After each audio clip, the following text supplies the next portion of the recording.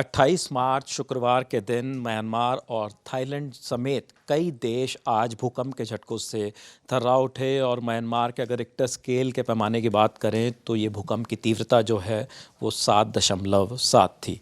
इस भूकंप के इन झटकों में कई लोगों की जान जाने की खबर है, कई लोग घायल हैं, कई बिल्डिंगें गिर गई हैं। इस केस की लेटेस्ट अपडेट्स अभी क्या है, क्या नई जानकारियां हमारे सामने आ रही हैं, वो श्रुतिका हमारे साथ हैं, वो बताएंगी। श्रुतिका, सबसे पहले बताइए कि किस वक्त ये भूकंप के झटके आए और उसका असर क्या रहा। तो भूकंप के झटके म्यांमार और थाईलैंड में आए थे, जिसका जो मैग्नीट्यूड यानी तीव्रता है वो 7.7 मापी गई थी। और 7.7 उस लेवल पर हो जाती है जहां इमारतें ढह जाती हैं, और अगर अंडरग्राउंड भी कोई पाइपलाइन है तो वो तक फट जाती हैं, और इसीलिए इसका इम्पैक्ट इतना ज़्यादा हमने तस्वीरें देखी हैं उसमें देखने को मिला है। अब मैं आपको बताऊं, ये 10 किलोमीटर की गहराई थी। भूकंप का केंद्र बर्मा के मांडले शहर के पास था, और जिसका असर थाईलैंड की राजधानी बैंकॉक और भारत के कई हिस्सों में भी महसूस किया गया है। इस पर हम आगे विस्तार से बात करेंगे कि कहाँ कहाँ पे हमें ये महसूस किया गया है। वहीं म्यांमार की राजधानी नेपिडा में कई मंदिर यहाँ भूकंप के चलते ध्वस्त हुए हैं। वहीं थाईलैंड में अगर इम्पैक्ट की बात की जाए तो वहाँ लॉकडाउन अभी लगा दिया गया है, मेट्रो सेवाएं रोक दी गई हैं। वहीं अगर बात करें तो सबवे जो हैं वो भी वहाँ पर बंद कर दिए गए हैं। हालांकि बैंकॉक से ये जानकारी अभी आ रही है कि कल तक बस सर्विसेज वहाँ पर शुरू कर दी जाएंगी।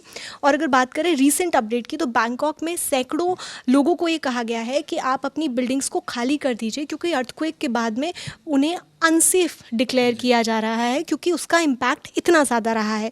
वहीं इम्पॉर्टेंट अपडेट जो अभी है एयर इंडिया की तरफ से आया है, जिन्होंने अपने सभी पैसेंजर्स को ये इन्फॉर्म किया है कि हालांकि अर्थक्वेक आया है लेकिन उसके बावजूद जो ऑपरेशंस हैं बैंकॉक के लिए वो जैसे शेड्यूल में थे वो वैसे ही रहेंगे, और जो फ़्लाइट्स हैं वो उसी समय पे बैंकॉक जाएंगी और बैंकॉक से वापस आएंगी। और उन्होंने सेफ्टी और वेलबींग की बात की है कि वो उनकी टॉप प्रायोरिटीज़ है, चाहे वो गेस्ट हो या फिर जो क्रू मेंबर्स उनके साथ में जाते हैं उनके लिए हो। जी, इसके अलावा अगर कुछ आधिकारिक बयान भी आए हैं कि सरकार की तरफ से, क्योंकि अलग अलग आंकड़े, अलग अलग जानकारियां हम देख रहे हैं, जान माल की हानि क्या इसमें हुई है?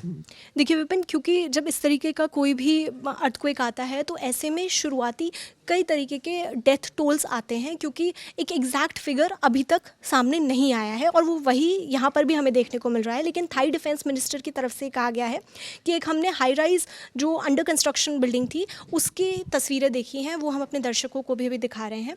तो उसमें 3 लोगों के मारे जाने की खबर है, और वहीं 90 मिसिंग है। ये एपी के हवाले से हम अभी रिपोर्ट कर रहे हैं। वहीं इंडिया टुडे की खबर के अनुसार म्यांमार में भूकंप के चलते 25 लोगों के मारे जाने की खबर है।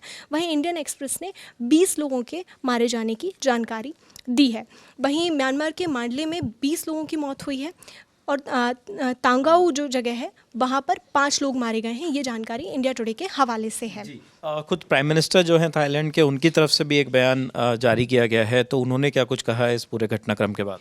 तो उन्होंने ये कहा है कि जो इम्पैक्ट है उसको लेकर एड्रेस किया जा रहा है, जो भी रिलेवेंट एजेंसीज़ हैं वो इस पर नज़र रखे हुए हैं। उनकी तरफ से एक मीटिंग भी वहाँ पर अर्जेंटली की गई है, और सबसे इम्पॉर्टेंट बात जो उन्होंने बोली है कि 17 आफ्टर शॉक आए हैं वहाँ पर, और इसीलिए वो पूरा जो एरिया है उसको लिमिट किया गया है। देखा गया है कि वो कौन कौन से इलाके हैं जहाँ पर सबसे ज़्यादा असर इसका हुआ है, ताकि जो डैमेज है उसको अंडर कंट्रोल लाया जा सके। और एक और बात जो इम्पोर्टेंट उन्होंने बोली है कि कोई भी सुनामी का रिस्क नहीं है, क्योंकि हमने देखा है कि जब भी अर्थक्वेक आता है उसके बाद सुनामी का रिस्क बढ़ जाता है। तो ऐसे में वो एश्योर कर रहे हैं ये कि सुनामी नहीं आएगी, सुनामी का रिस्क वहाँ पर नहीं है, ये उन्होंने कहा है। जी, इसके अलावा अगर मैं आपसे जानना चाहूँ, क्योंकि काफ़ी ज़्यादा पर्यटक भी वहाँ पर जाते हैं, कुछ भारत से गए लोग भी रहते हैं, तो भारत की ओर से कोई प्रतिक्रिया इस मामले में आई है क्या?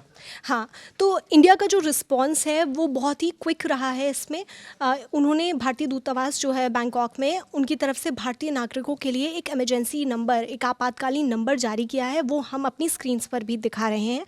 और साथ ही उन्होंने कहा है कि हम थाई अधिकारियों के साथ स्थिति पर करीबी से नज़र बनाए हुए हैं। अभी तक किसी भी भारतीय नागरिक के हताहत होने की कोई सूचना नहीं है।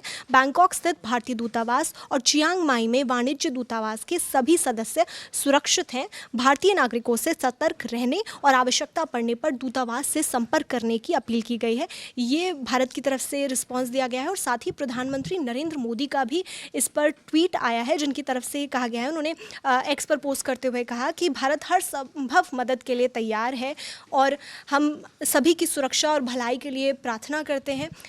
साथ ही उन्होंने कहा कि इस संबंध में हमने अपने अधिकारियों को तैयार रहने को कहा है और साथ ही MEA यानी विदेश मंत्रालय से म्यांमार और थाईलैंड की सरकारों से के संपर्क में रहने के लिए प्रधानमंत्री नरेंद्र मोदी की तरफ से आदेश दिए गए हैं। जी बिल्कुल। अगर मैं आपसे एक जानकारी और लेना चाहूँ, इन झटकों के बाद और किन किन देशों के अंदर भूकंप के झटके महसूस किए गए और अभी क्या हालात हैं वहाँ पर? तो अगर कहाँ कहाँ महसूस किए गए हैं इस पे हम बात करें तो Bangladesh, India, Laos, Myanmar, Thailand, China और अगर इंडिया में हम बात करेंगे तो वहाँ मेघालय में भी 4.0 का तीव्रता से जो झटके हैं वो महसूस किए गए हैं। बांग्लादेश की अगर बात करें तो ढाका और चट्टग्राम में बहुत ज़्यादा ये भूकंप के झटके महसूस हुए हैं, लेकिन कोई भी कैजुअल्टी वहाँ पर नहीं हुई है। कारण इसका यही है कि 597 किलोमीटर दूर है उस एपिसेंटर से ढाका, जहाँ पर भूकंप आया है। साथ ही मैं आपको ये भी बता दूं आगे कि चाइना के यूनान में भी भूकंप के झटके महसूस किए गए हैं और यूनान में लोगों का कहना है, जो लोकल रेजिडेंट्स हैं उन्होंने कहा कि 1 मिनट तक हमें वो झटके महसूस हुए हैं। सभी लोग बाहर आ गए थे और ये वहाँ के लोकल टाइम 2:20 पर महसूस किए गए हैं। उनका ये कहना है कि जो डेप्थ थी वो 30 किलोमीटर थी। चाइना की अर्थक्वेक नेटवर्क सेंटर के हवाले से हम ये जानकारी दे रहे हैं। जी बिल्कुल। अगर इन भूकंप के झटकों के बारे में एक्सपर्ट्स ने क्या बताया कि क्यों ये इतनी ज़्यादा तीव्रता का भूकंप था और आने के पीछे कारण क्या हैं जो इस जगह पर ये ऐसे झटके महसूस हुए? तो एक्सपर्ट्स का इस भूकंप को लेकर ये कहना है कि ये जो रीजन है बिम्स्टैक, जिसके अंदर अगर बात करें तो 7 मेंबर स्टेट्स आते हैं, जिसमें साउथ एशिया के बांग्लादेश, भूटान, इंडिया, नेपाल, श्रीलंका है और 2 साउथ ईस्ट एशिया के, जिसमें म्यांमार और थाईलैंड है, जहाँ पर आज भूकंप आया है। ये वो देश हैं जो कि बहुत ज़्यादा प्रोन माने जाते हैं नेचुरल डिज़ास्टर्स के लिए और यहाँ पे एक्सट्रीम वेदर कंडीशंस हो सकती हैं, इवेंट्स हो सकते हैं। और आज का जो ये भूकंप है ये दिखाता है कि कितनी ज़्यादा तीव्रता के भूकंप इस जगह पे आ सकते हैं, यानी ये इतना ज़्यादा संवेदनशील इलाका है।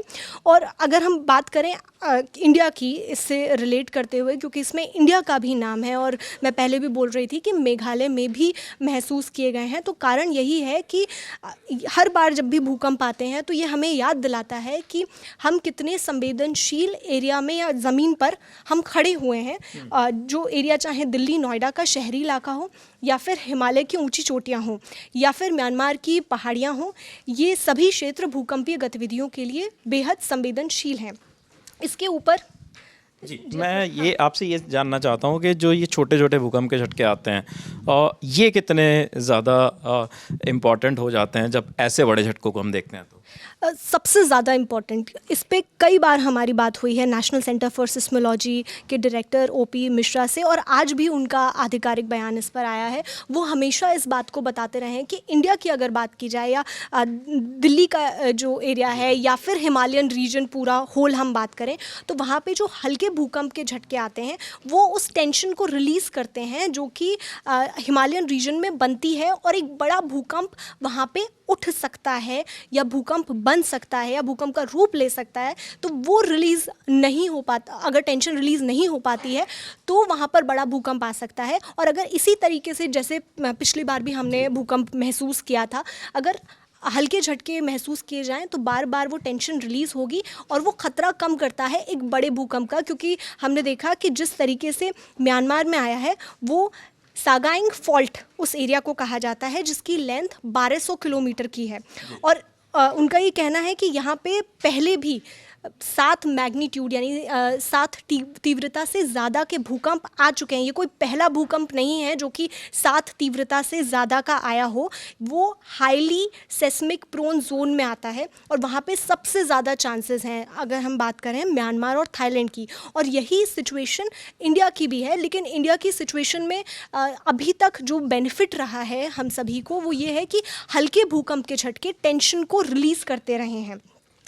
साथ ही उन्होंने इस पे जानकारी भी दी है जो आज का भूकंप आया है उसको लेकर उन्होंने कहा है कि बहुत ही शैलो रेंज थी, डेप्थ 20 से 30 किलोमीटर की थी। जो मेन शॉक आया वो 11:50 पे था, अराउंड 12 बजे मान लेते हैं। और जो अर्थक्वेक का आफ्टर शॉक आया वो 7 मैग्नीट्यूड उसके, और ये जो आफ्टर शॉक आया ये 12:30 से 1 के बीच में आया। फिर उसके बाद एक और आफ्टर शॉक आया जो कि 5 मैग्नीट्यूड का था। फिर उसके बाद एक और आफ्टर शॉक आया वो भी 4.9 तीव्रता का था। और इस पूरे टाइम के बाद में 3 लगातार आफ्टर शॉक आते रहे और इसी की वजह से इतना ज़्यादा इम्पैक्ट देखने को मिला है। जो डैमेज हुआ है बैंकॉक सिटी में हमने देखा है, और ये हुआ है सागाइंग फॉल्ट की वजह से, क्योंकि वो रप्चर हो रही है और वो बैंकॉक की तरफ मूव कर रही है, जिसकी वजह से इतना ज़्यादा इन ट्रेमर्स को फील किया गया है आज। बिल्कुल, तो ये वो पूरे अपडेट से पूरी जानकारी थी जो आज हमने तस्वीरें, वीडियोस कितने सारे देखे बिल्डिंगों के हिलते हुए, बिल्डिंग्स के ऊपर से, जहाँ पर कई जगहों पर कई होटल्स थे जहाँ पर ऊपर स्विमिंग पूल्स थे, और वो जब झटके महसूस हुए तो उनका पानी नीचे गिरा। कई जगह बिल्डिंग ज़मींदोज़ हो गई, कई लोगों के मारे जाने की भी खबर है, कई लोग इससे प्रभावित हुए हैं। जो भी लेटेस्ट जानकारी अब तक की थी वो आप तक पहुँचाने की कोशिश की है। बाकी लगातार इस खबर पर हमारी नज़र बनी हुई है। हमारी साथी श्रुतिका पूरे अपडेट्स आपको दिए हैं। ललन टॉप देखते रहिए। शुक्रिया।